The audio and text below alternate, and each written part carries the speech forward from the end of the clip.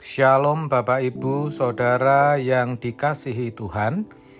Seri pengajaran hari ini berjudul Roh Kudus melahir barukan.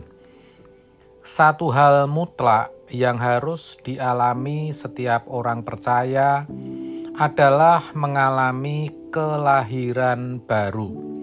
Sayang sekali kebanyakan orang Kristen hanya tahu akan hal ini, tetapi sangat sedikit yang mengalaminya. Itu kalau mau jujur dan rendah hati. Mengalami kelahiran baru pun harus dipahami dengan benar. Artinya, mengalami kelahiran baru bukan seperti pemahaman Nikodemus, sehingga ia berkata, bagaimanakah mungkin seorang dilahirkan kalau ia sudah tua? Dapatkah ia masuk kembali ke rahim ibunya dan dilahirkan lagi? Yohanes 3 ayat 4. Bukan begitu.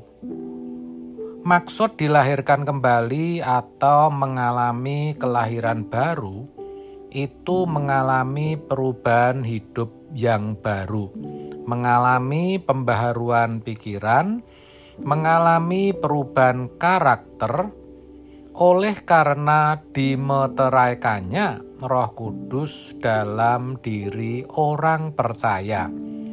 Titus 3 ayat 5. Pada waktu itu Dia telah menyelamatkan kita, bukan karena perbuatan baik yang telah kita lakukan, tetapi karena rahmat-Nya oleh permandian kelahiran kembali dan oleh pembaharuan yang dikerjakan oleh Roh Kudus.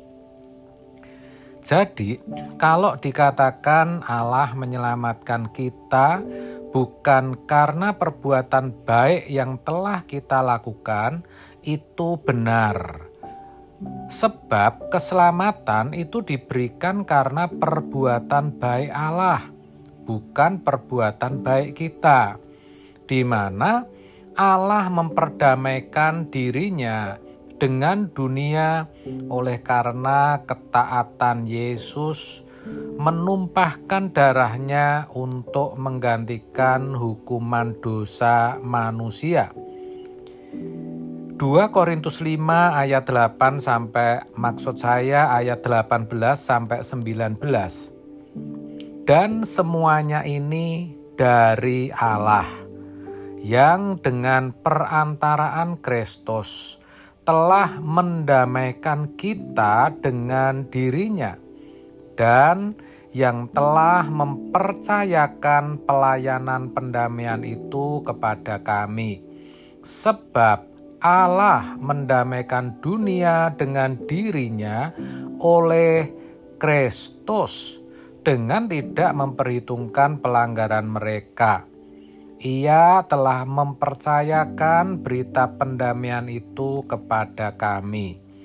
Jadi saudaraku, karena salib Kristus kita diperdamaikan dengan Allah, di mana Allah bisa menumpahkan murkanya kepada Yesus.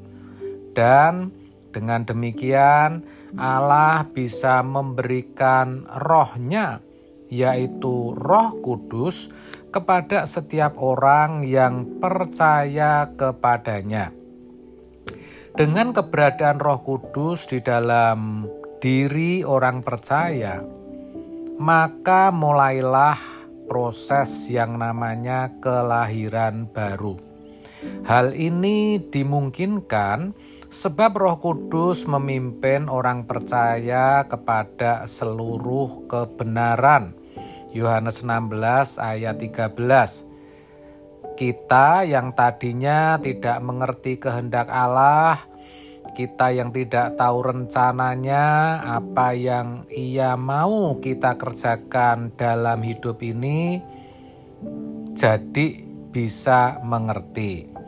Kita yang tadinya tidak sanggup melakukan kehendak Allah karena kekuatan kita, jadi bisa, jadi sanggup.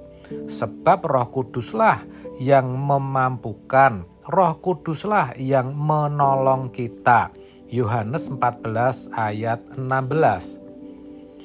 Begitulah Roh Kudus melahirbarukan kita orang percaya.